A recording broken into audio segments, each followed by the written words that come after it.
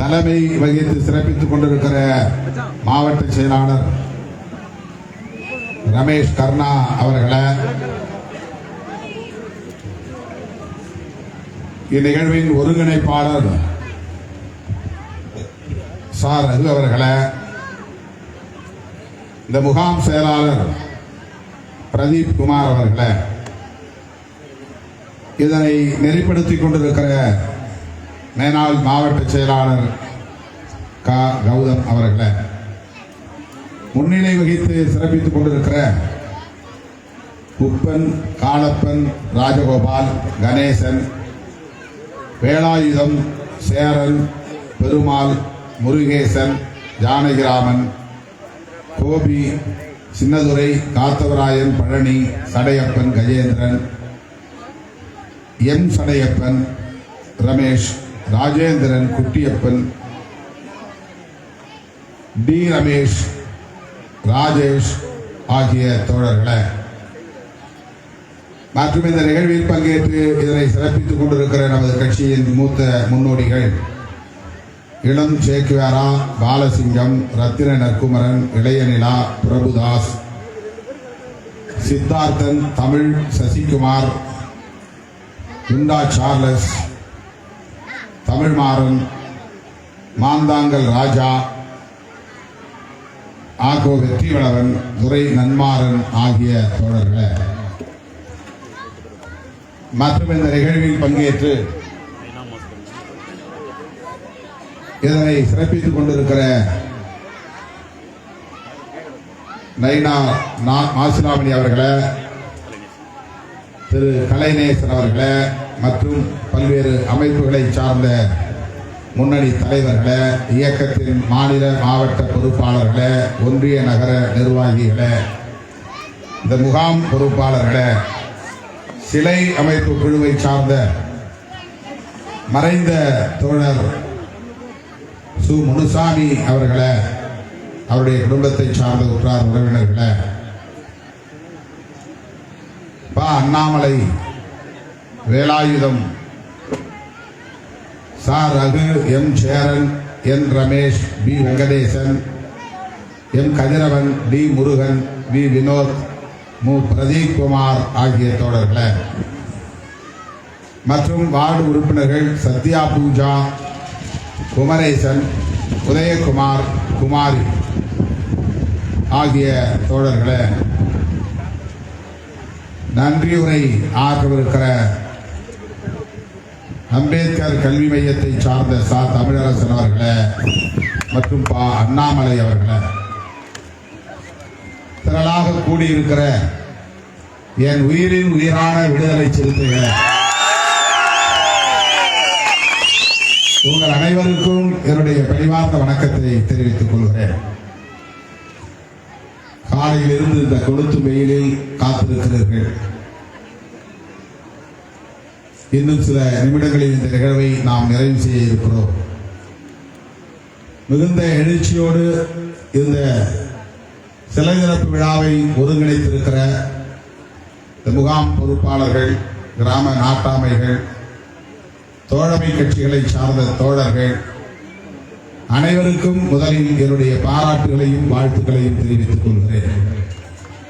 பல ஆண்டுகளாக காத்திருந்து இன்றைக்கு இந்த சிலையை திறக்கக்கூடிய சூழலில் அதனை திறந்து வைக்கக்கூடிய அளப்பரிய வாய்ப்பை எனக்கு வழங்கியமைக்காக உங்கள் அனைவருக்கும் என்னுடைய நெஞ்சார்ந்த நன்றியை உரித்தாக்குகிறேன். மிக அழகிய வடிவில் பீடம் அமைத்து, மாடம் அமைத்து புரட்சியாளர் அம்பேத்கரின் திருவுருவச் சிலையை நிறுவியிருக்கிறீர்கள். அந்த சிலையை விரைவில் நீங்கள் வெண்கல சிலையாக மாற்ற வேண்டும் என்று உங்களை வேண்டி கேட்டுக்கொள்கிறேன். அதுதான் அழகாகவும் இருக்கும், இன்னும் கம்பீரமாகவும் இருக்கும், பாதுகாப்பாகவும் இருக்கும். 8 அடி உயரத்தில் ஒரு வெண்கல சிலையை நிறுவுவதற்கு 10 லட்சம் ரூபாய் செலவாகும். நம்முடைய ஊரில் 10 பேர் ஆளுக்கு 1 லட்சம் திரட்டக்கூடிய வலிமை உள்ளவர்கள் இருக்கிறார்கள் என்று நான் நம்புகிறேன். வேறு யாரிடமும் கையேந்த வேண்டிய தேவையில்லை. நம்முடைய தலை நிமிர்வதற்கு, தன்மானத்தோடு நாம் வீறு நடை போடுவதற்கு களம் அமைத்தவர், தம் வாழ்வை ஒப்படைத்தவர், உலகம் போற்றும் மாமனிதர் புரட்சியாளர் அம்பேத்கர் அவர்களுக்கு நாம் நன்றி பெருக்கோடு செய்ய வேண்டிய கடமை அது. ஆகவே இதுவே பெரும் பாடு. பல்வேறு நெருக்கடிகளை தாண்டி சிலையை நிறுவியிருக்கிறோம். வெண்கல சிலை வேறா என்ற கேள்வி உங்களுக்குள் எழும். அது நியாயமான கேள்விதான் என்றாலும் கூட வெண்கலத்தாலான உலோக சிலையை வைப்பதுதான் நெடுங்காலத்திற்கு பாதுகாப்பாக இருக்கும் என்பதால் இந்த வேண்டுகோளை வைக்கிறேன். எனவே தோழர்கள் அது குறித்து தீவிரமாக சிந்திக்க வேண்டும் என்றும் கேட்டுக்கொள்கிறேன். இன்றைக்கு தமிழ்நாட்டில் அவ்வளவு இலகுவாக அம்பேத்கர் சிலையை நிறுவிவிட முடியாது. 20 ஆண்டுகளுக்கு முன்பு தென் மாவட்டங்களிலே சாதி கலவரம் வெடித்து வாரக்கணக்கில் மாதக்கணக்கில் தொடர்ந்து கடுமையான சட்டம் ஒழுங்கு சீர்குலைவு ஏற்பட்டதை நாம் அறிவோம். இளம் தலைமுறையினருக்கு தெரியாது, 20 வயதுக்கு கீழே உள்ள தோழர்களுக்கு தெரியாது. அந்த வன்முறை வெறியாட்டத்தை தொடர்ந்து சாதி சங்க தலைவர்களை எல்லாம் அழைத்து அன்றைய முதல்வர் கலைஞர் பேச்சுவார்த்தை நடத்தினார். அதனுடைய பக்க விளைவாகத்தான் இனி தமிழ்நாட்டில் எங்கும் நினைத்த மாதிரி சிலைகளை திறக்க அனுமதிக்க கூடாது, அரசின் அனுமதி பெற வேண்டும். அப்படி சிலை வைப்பதற்கு அனுமதி கிடைத்தால் கூட அந்த சிலையை சிலை அமைப்பு குழுதான் பராமரிக்க வேண்டும், அதற்கு உத்தரவாதம் தர வேண்டும். அந்த சிலையை இரவிலும் பார்க்கக்கூடிய வகையில நல்ல வெளிச்சம் போட்டு காட்டக்கூடிய வகையில விளக்குகளை நிறுவ வேண்டும். அதை சுற்றி சிசிடிவி கேமரா பொருத்த வேண்டும். சிலைக்கு எந்த சேதம் ஏற்பட்டாலும் சிலை அமைப்பு குழுதான் பொறுப்பேற்க வேண்டும். சிலையை மாற்றி அமைக்கிற பொறுப்பும் அவர்களுக்கு உரியதுதான். இப்படியெல்லாம் சில வரையறைகளை கொண்டு வந்தார்கள், அரசாணை பிறப்பித்தார்கள். சிலைகள் ஏற்கனவே நிறுவப்பட்டிருந்தால் அதை சுற்றி இரும்பு கூண்டு அமைத்தார்கள். இதெல்லாம் கடந்த கால நிகழ்வுகள், வரலாறு. ஆகவே அவ்வளவு எளிதாக இப்போது சிலை அமைக்க முடிவதில்லை. ஏற்கனவே எப்போதும் நம்முடைய மூத்தவர்கள், முன்னோடிகள் அன்றைக்கு அவர்கள் இந்த சிலையை இங்கே இலகுவாக நிறுவியதால் இன்றைக்கு அந்த இடத்தில் நாம் ஒரு நல்ல பீடம் அமைத்து இந்த சிலையை மறு சீரமைப்பு செய்திருக்கிறோம்.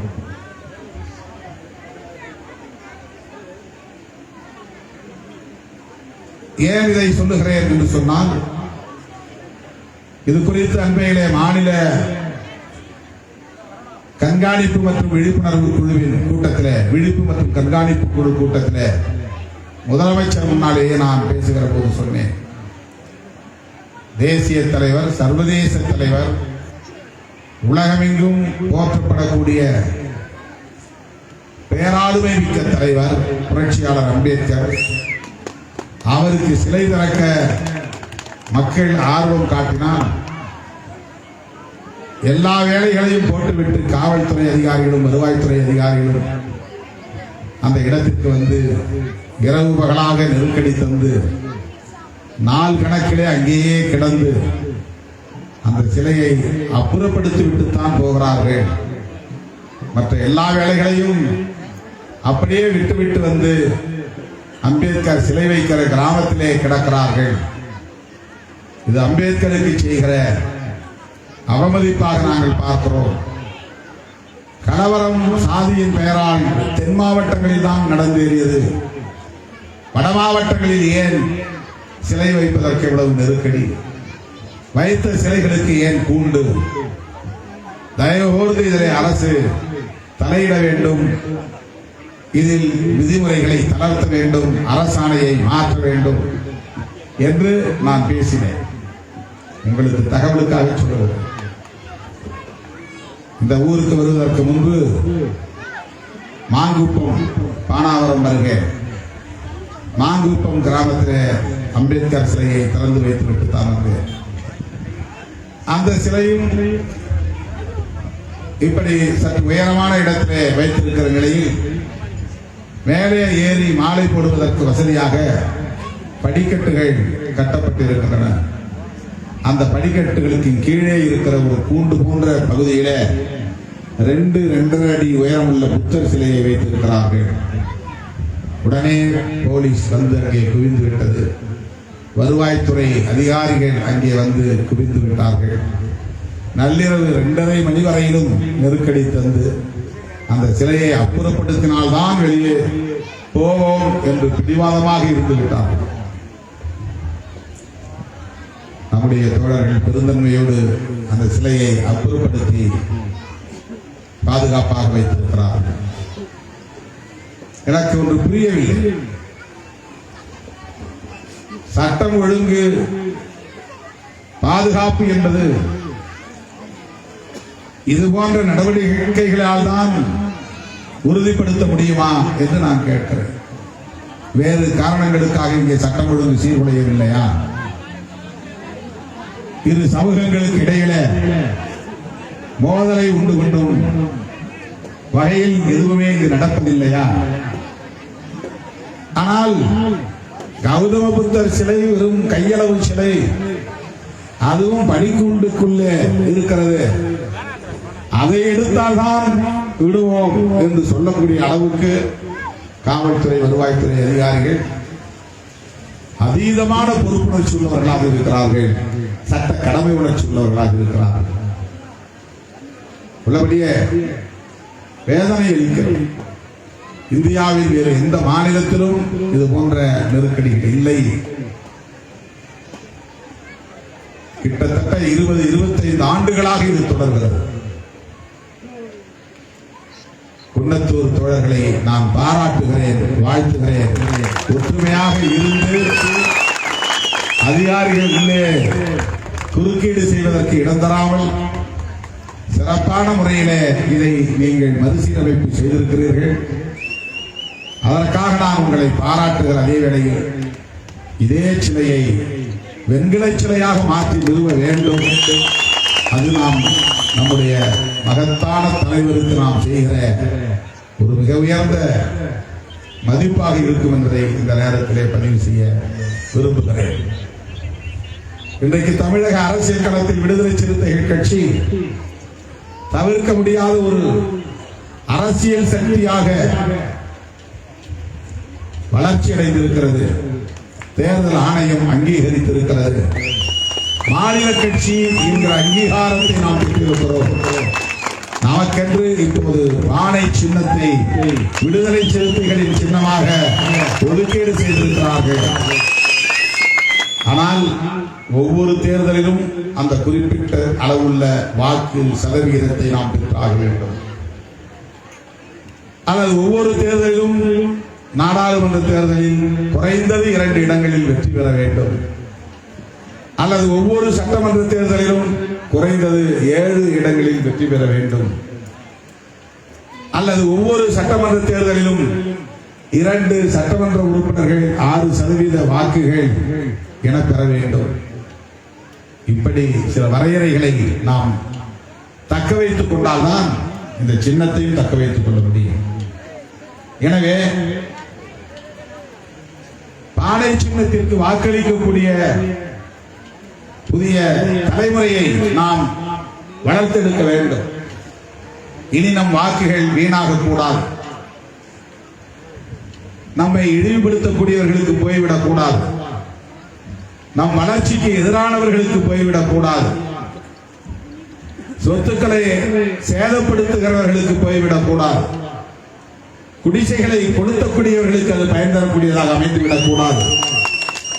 சாதிய கட்டமைப்பை பாதுகாக்கக்கூடிய சக்திகளுக்கு உதவக்கூடிய வகையிலே இந்த வாக்குகள் போய்விடக் கூடாது.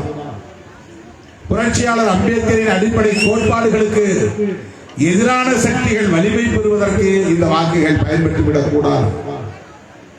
அம்பேத்கர் ஜெயந்தி கொண்டாடக்கூடியவர்கள் எல்லாம் அம்பேத்கர் கொள்கைகளை ஏற்றுக்கொண்டவர்கள் என்று பொருள் இல்லை. அம்பேத்கர் பெயரை பயன்படுத்தக்கூடியவர்கள் எல்லாம் புரட்சியாளர் அம்பேத்கர் விரும்பிய சாதியற்ற சமூகத்தை உருவாக்க வேண்டும் என்கிற எண்ணம் கொண்டவர்கள் அல்ல என்பதை புரிந்து கொள்ள வேண்டும். அம்பேத்கர் சிலைக்கு மாலை அணிவிப்பார்கள், காலை தொட்டு வணங்குவார்கள், அம்பேத்கருக்கு ஜே என்பார்கள். ஆனால் அம்பேத்கர், புரட்சியாளர் அம்பேத்கர் சாதி ஒழிப்புக்காகத்தான் வாழ்வை முழுமையாக ஒப்படைத்துக் கொண்டார் என்பதை ஒருபோதும் வெளிப்படையாக பேச மாட்டார்கள். சாதி ஒழிப்பை அவர்கள் ஏற்றுக்கொள்ளவும் மாட்டார்கள். சாதி ஒழிப்புக்கான எந்த முயற்சியையும் மேற்கொள்ள மாட்டார்கள். ஆணவ கொலைகளை நியாயப்படுத்துவார்கள். சாதி விட்டு சாதி திருமணம் செய்யக்கூடாது என்பார்கள். சாதி விட்டு சாதி திருமணம் செய்து கொள்ளுகிறவர்களை பார்த்து நாடக காதல் என்று சொல்லி அந்த பழிகள் அனைத்தையும் விடுதலை சிறுத்தைகள் மீது சுமத்துவார்கள். அப்படிப்பட்ட சக்திகளுக்கு நம்முடைய வாக்குகள் போய் சேர்ந்துவிடக் கூடாது.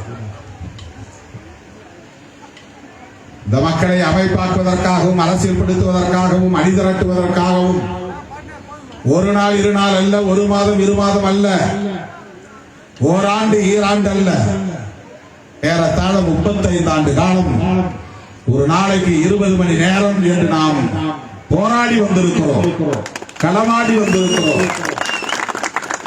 அடுக்கடுக்கான நெருக்கடிகளை சந்தித்து தாண்டி வந்திருக்கிறோம். நெருப்பாற்றில் நீந்தி வந்திருக்கிறோம். எத்தனை புயல்கள், சூறாவளிகள், எத்தனை சுனாமிகள், எத்தனை எத்தனை காட்டாற்று வெள்ளங்கள், எத்தனை எத்தனை பேரிடிகள், எல்லாவற்றையும் தாக்குப்பிடித்து தாண்டி வந்து இன்றைக்கு அனைவருக்குமான ஒரு பேர் இயக்கமாக இந்த இயக்கம் வலுப்பெற்றிருக்கிறது என்பதை மறந்துவிடக் கூடாது. போகிற போக்கில் இந்த இயக்கத்தை விமர்சித்து விட்டு போவார்கள், அவதூறுகளை பரப்புவார்கள். திருமாவளவனின் பின்னால் இப்படி இவர்கள் வெறித்தனமாக அணிதிரளுகிறார்களே என்கிற உச்சரிப்பு கொண்டவர்கள், பொறாமை கொண்டவர்கள், ஆத்திரம் கொண்டவர்கள், நமக்கு எதிரான அவதூறுகளை பரப்புகிற சூழலை நாம் பார்க்கிறோம். அவற்றை எல்லாம் கடந்து நாம் இன்னும் வெகு தூரம் பயணிக்க வேண்டியிருக்கிறது. அகில இந்திய அளவில் பெரும் தாக்கத்தை ஏற்படுத்தக்கூடிய ஒரு பேர் இயக்கமாக இந்த இயக்கம் இன்றைக்கு பரிணாமம் பெற்று வருகிறது. நேற்று நான் ஆந்திராவுக்கு போயிருந்தேன். விஜயவாடாவில் என்னுடைய புத்தகம் ஒன்று தெலுங்கிலே மொழியாக்கம் செய்யப்பட்டு வெளியீட்டு விழா நடைபெற்றது. அந்த விழாவிலே பங்கேற்றவர்கள் அத்தனை பேரும் இன்றைக்கு இந்தியாவின் ஒரே நம்பிக்கையாக விசிகே தான் இருக்கிறது என்று அழுத்தமாக பேசினார். ஒரு வார இதழை வெளியிட்டார்கள். அதில் அட்டைப்படம் போட்டிருந்தார்கள். அந்த அட்டைப்படத்தில் அரசமைப்பு சட்டத்தை பாதுகாக்கக்கூடிய தலைவர்கள் என்று வரிசைப்படுத்தியதில் விடுதலை சிறுத்தைகளின் தலைவர் திருமாவளவன் படமும் அதில் இடம்பெற்றிருக்கிறது. அந்த நம்பிக்கை இன்றைக்கு ஆந்திராவிலும் தெலுங்கானாவிலும் கர்நாடகாவிலும் முகிழ்த்திருக்கிறது, துளிர்விட்டு இருக்கிறது. மகாராஷ்டிராவிலும் அத்தகைய நம்பிக்கை இன்றைக்கு நம் மீது வளர்ந்திருக்கிறது. எனவே புரட்சியாளர் அம்பேத்கர் அவர்களின் கொள்கைகளை தாங்கி சனாதன சக்திகளின் முகத்திரையை கிழித்து அவர்களை அம்பலப்படுத்தி அவர்களுக்கு பெரும் அச்சுறுத்தலாக இருக்கிற இயக்கம் விடுதலை சிறுத்தைகள் கட்சி என்பதை கொள்கை பகைவர்களால் பொறுத்துக் கொள்ள முடியவில்லை. அவதூறு பரப்புவார்கள். அதையெல்லாம் நாம் பொருட்படுத்தாமல் மக்களை சந்திக்க வேண்டும். இந்த இயக்கத்தின் வாக்கு வங்கியை மென்மேலும் பெருக்க வேண்டும். விடுதலை சிறுத்தைகள் இருக்கிற அணிதான் தொடர்ந்து வெற்றி பெறும் என்கிற நிலையை நாம் உருவாக்க வேண்டும். விடுதலை சிறுத்தைகள் தீர்மானிக்கிற ஒரு சக்தி என்பதை மறுபடியும் உறுதிப்படுத்த வேண்டும். அமைப்பாய் திரள்வோம், அங்கீகாரம் பெறுவோம் என்கிற முழக்கங்களை இன்றைக்கு நாம் நடைமுறைப்படுத்தி காட்டியிருக்கிறோம். அடுத்த முழக்கம் அதிகாரம் வெல்வோம் என்பதாகும். அதை நடைமுறைப்படுத்த நம்மால் முடியும் என்கிற நம்பிக்கையோடு களமாடுவோம் என சொல்லி அனைவருக்கும் வாழ்த்துக்களை கூறி பாராட்டுகளை கூறி நன்றி கூறி விடைபெறுகிறேன். நன்றி, வணக்கம். ஜெய் பீம்.